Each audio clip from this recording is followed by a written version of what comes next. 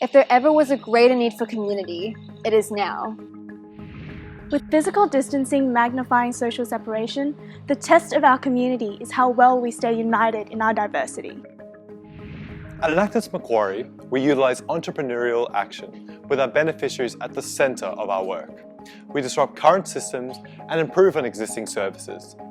By using business principles, we ensure that our impact is sustainable for people, planet and prosperity. Focused on reducing inequalities, we present to you two projects, the new Balayugel Education Centre and the Women's Creative Hub.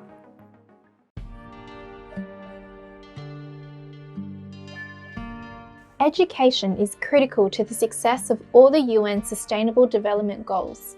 Yet, Australia is the second most unequal education system amongst developed countries. 56% of remote students fail to meet the minimum learning outcomes. To understand the issue, our team started in Moree, one of the most educationally disadvantaged towns in New South Wales. Here we conducted 1,116 hours of ethnographic research. When interacting with local youth, we met Darren, a 15-year-old boy, basketball enthusiast and a keen rapper. But behind that cheeky grin was a history of juvenile delinquency.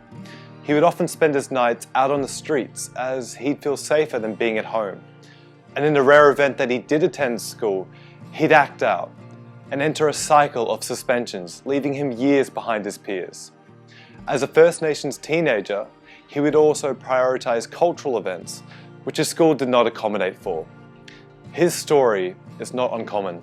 In Moree, home to the second largest Indigenous nation in the state, only 19% of Indigenous adults complete Year 12, compared to 58% of all adults nationally. Also considered the crime capital, Moree experiences one of the highest levels of youth crime. With these complexities, our team couldn't address education in isolation. We needed to provide a holistic approach for sustainable, positive impact. To help Darren and others like him, we developed the new Balayugel Education Centre. In doing this, we devised the project model and strategic direction, including building partnerships and funding. Running between 4 to 9 p.m, this centre keeps rural youth off the street at night. It offers a flexible curriculum so students can enter at an appropriate academic level regardless of their age. Their learning is supported in a 1:5 mentor to student ratio for greater connection and individualised support. This couldn't be done without the trust of the community, so we partnered with Hands and Feet, who had already built trust and were currently offering tutoring and outreach services.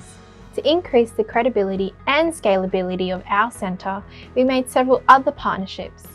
Reconciliation Australia to establish a reconciliation action plan, Coles to incentivise attendance through free meals, and finalising a partnership with Australians Together for curriculum resources. When starting this project, we relied on donations, grants and partnerships, so we still face the challenge of financial sustainability. Our meeting with the Department of Education revealed we could not get direct funding, so we are negotiating with local schools to create a funding distribution plan. Here, a portion of the school funding would be directed to our centre when a student is referred. While we secure volunteers through Hands and Feet, we still face the issues of hiring a program facilitator to ensure sustainability.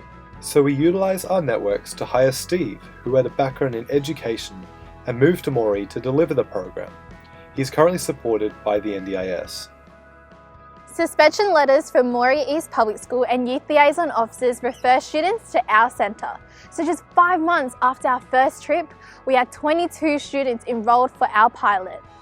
Though the coronavirus led to a temporary shutdown, we used this time to refine our metrics. We track improvements in grades, retention rates and program completion. The long-term benefits of our project will also be assessed by collecting data on the pathways that students follow. Lifted restrictions are beginning to reveal the impact of our project. For example, basketball enthusiast Darren. It's been 4 years since Darren has been either willing or able to attend any school classrooms. We began building relationship and every session seek to do some work on his literacy, which is actually at around a Year 2, Year 1 level. After the COVID-19 restrictions began to ease, he went immediately to 2/3 of his attendance with us, and for the last fortnight, almost 100%. With 5 mentors, we can assist 25 students just like Darren. Based on community interests, we project 20 mentors next year to allow us to accommodate up to 100 students.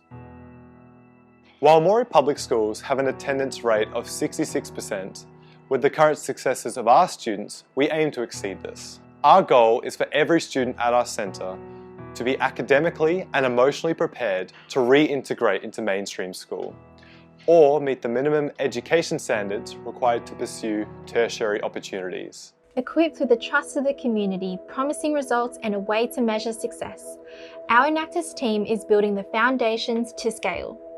While our focus is on the success of the Moree pilot, we are exploring neighbouring towns, with community leaders in Berowra already expressing interest. We are proud to say that despite the initial funding rejection from the department, we are now working with them to endorse our program through NESA. To aid the expected influx of students, we have recently secured further partnerships for program resources and financial support. We envision this model in rural and remote communities across Australia.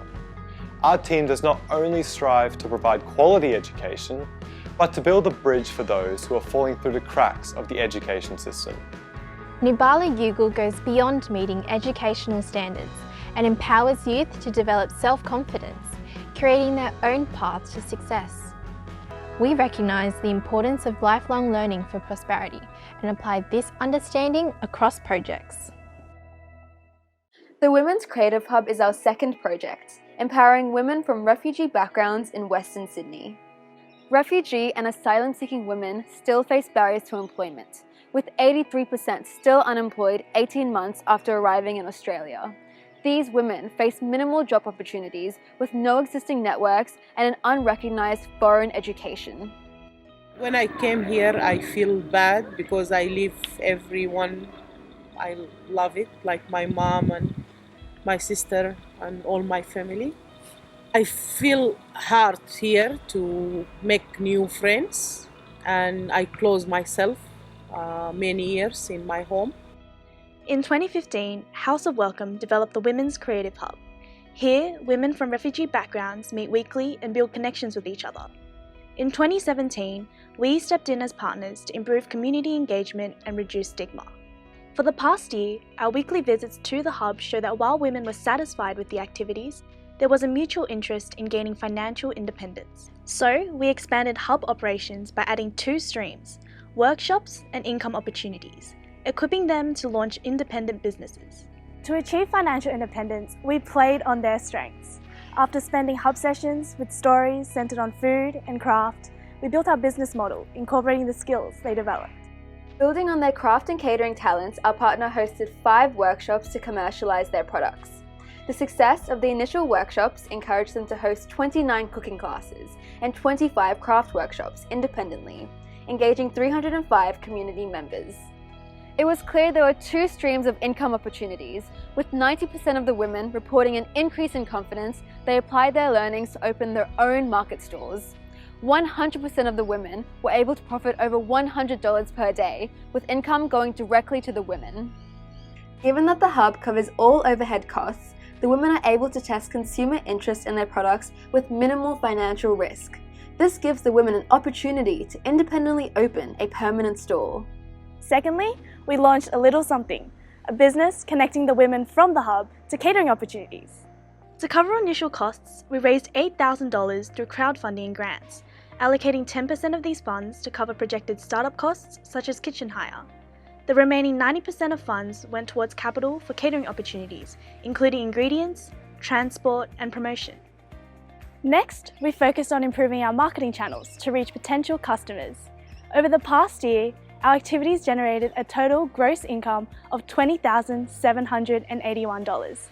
Part of these funds will form income for the women. Our total net income of $7,394 is reinvested back into the hub for workshops and other operations. We have also secured 2 partnerships, resulting in 6 catering events once restrictions ease, totaling a further profit of $12,000. We are securing corporate partnerships for consistent catering events to maintain profit. Based on existing demand and marketing traction, we project at least 1 catering event per month next year, while our online store will ensure the sale of craft products. This year, we have directly impacted 24 women. Stemming from the increased confidence and skills, we are proud to say 4 women have successfully launched their own catering businesses: Chandra, Sausan, Pinky, and Aska. This signifies how the Women's Creative Hub enabled them to reach their potential. With operations of the hub temporarily suspended by coronavirus, our team launched a donation campaign to provide immediate relief to our most vulnerable women, covering food and transport. We also noticed a sudden increase in online engagement. Capitalizing off this, we launched the Virtual Hub. Here, women share craft and cooking tutorials to continue engagement and promote their individual businesses. It also includes a store for the craft products unable to be sold at markets. The Hub sustainably develops an opportunity for women to generate their own income. With a strong foundation of skills, the women are able to confidently step out of the Hub while new women are referred. These activities and the skills gained are the stepping stones for social confidence and integration. For some, this involves running their own businesses, but for all, this is the needed recognition of their value, decent work, and the reduction of social inequality. The Women's Creative Hub ensures that the women are equipped to establish a life for themselves through social connection and economic independence. From the engagement of rural youth to the success of these women, we understand that sustainable positive impact can only be achieved by working with the community, by giving them the tools to take control of their lives. This remains true for the other projects our team has worked on, from creating water filters, a peer mental health program, to face masks for COVID-19. We at Enactus MQ are focused on uplifting our beneficiaries, as we realise the importance of keeping their needs at the core of our work.